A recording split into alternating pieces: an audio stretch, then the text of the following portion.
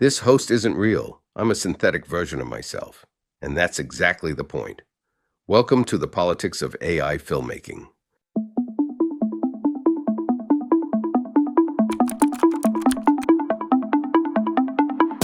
Imagine you could license the voice of John Wayne for your next film, or Judy Garland for your documentary, or Laurence Olivier for your audiobook. Not an impression, not an actor doing their best imitation. The actual voice. Reconstructed, licensed, delivered.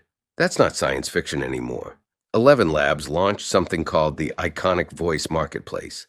The platform lets brands license AI-replicated voices of famous figures for ads, content, and entertainment.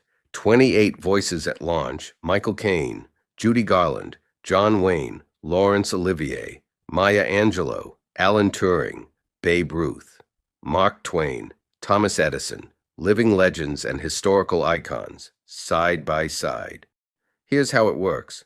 You choose an icon, submit a licensing request, and connect directly with the rights holder. Once approved, ElevenLabs technology powers the collaboration.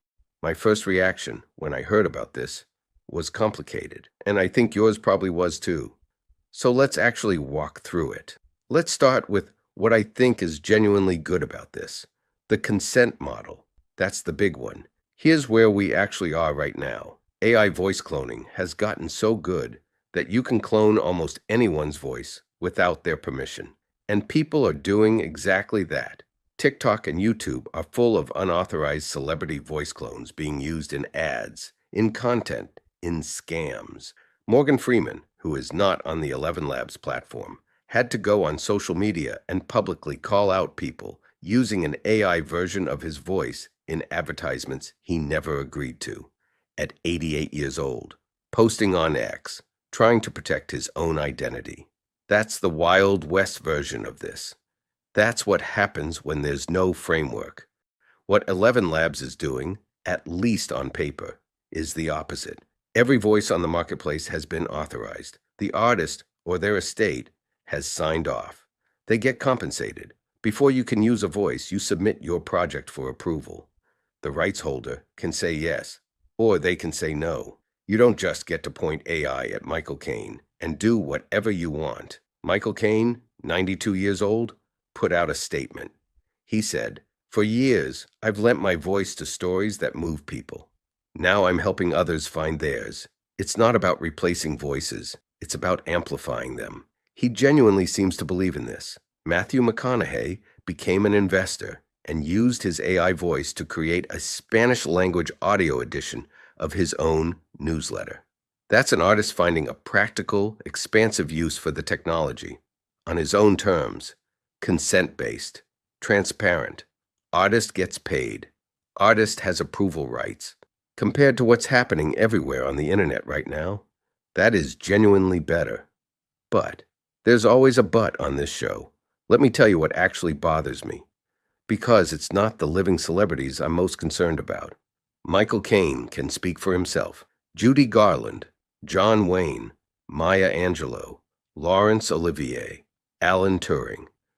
These people cannot consent. Their estates consent on their behalf. And maybe the estate has the legal right to do that. But does legal right and moral right always line up? Think about Judy Garland specifically. She spent much of her life being exploited by the Hollywood studio system.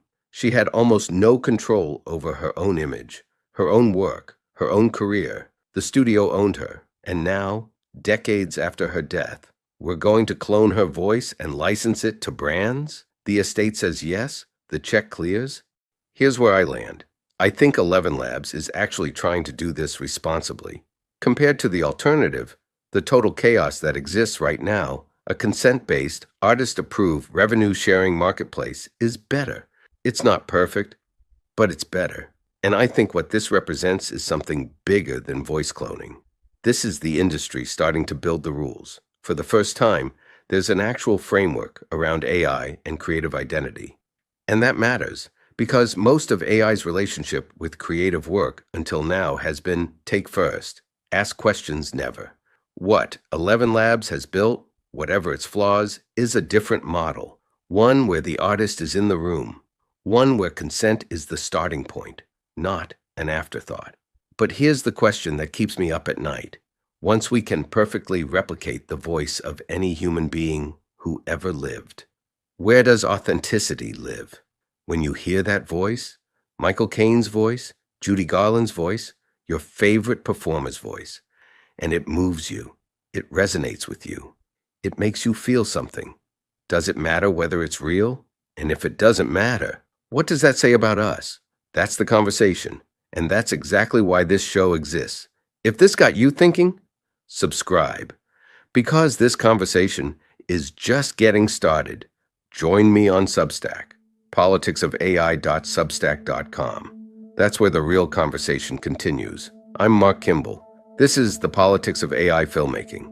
Thanks for watching.